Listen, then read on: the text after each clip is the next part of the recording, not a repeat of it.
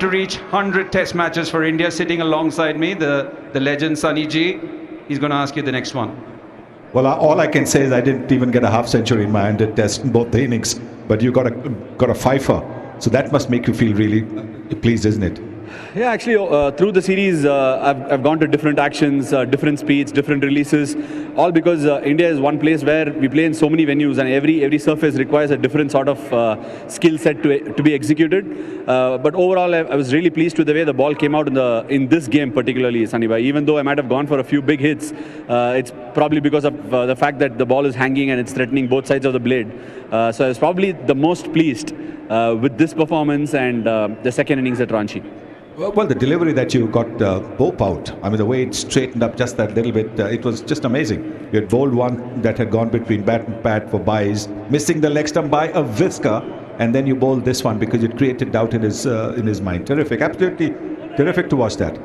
No, actually, in India, sometimes the beauty is what's gone by, right? And largely, cricket is a game that's played between the two sides of your head here, because what went by was definitely playing on his head.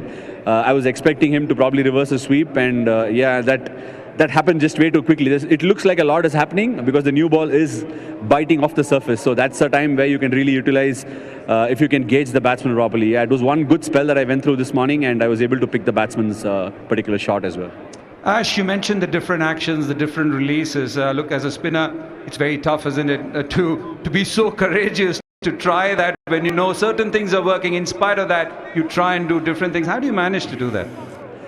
Firstly, like I said, I'm least bit insecure about what people feel about me. I know as a cricketer or anybody at the top level of any other profession will have to take it when they get criticized by the experts, and this is one such case as well. But I've kept my ears and eyes open. I have listened to good feedback, good criticisms, and taken it on board. But unless I try, I'd never be able to learn. So I lock away what I learn. I lock away what the limitations of a particular learning is, and then go ahead. And if I'm confident of trying and executing something, I go ahead and do it. And I don't want to hold back.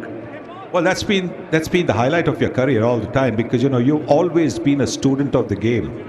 That's been seen how you're trying to get better every match, with a variety of deliveries, the different delivery actions, the different run-ups that you have. I mean, that's fascinating to watch, how the mind is working, trying to outfox the batter. So, I mean, I can only say that, a lot of good players of spin bowling will be thinking 100 times how to cope up with you. And we heard that from Joe Root before this test match began.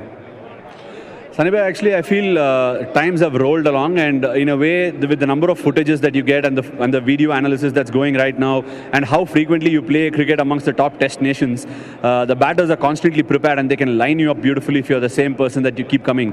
Of course, there will be phases where you can keep it there and thereabouts tight. You will find good lengths in certain spells, but that's just not good enough to dismiss some good batters. I'm not saying sticking to one method won't work. Thankfully, I am one of those who's experimented and learned, and it's worked for me. I can't say this is the method that somebody else should skin, but nevertheless, with all the analysis and footages going around, it's better that you stay on top of it. Ash, do you believe in great karma, because you kept juggling the ball between you and Kuldeep Yadav in that first innings when he took the fifer, and you take it fair and square in the second?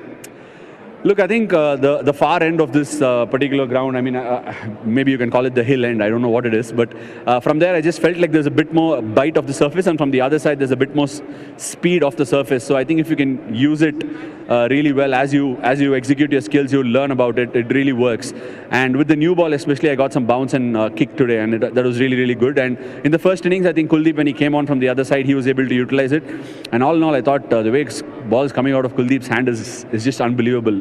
Watching a wrist spinner in such flow, and the kind of switches he's been able to make through the series, and especially over the last 10 months, is so heartening to see. I can't be more happy for somebody. Thanks for your time.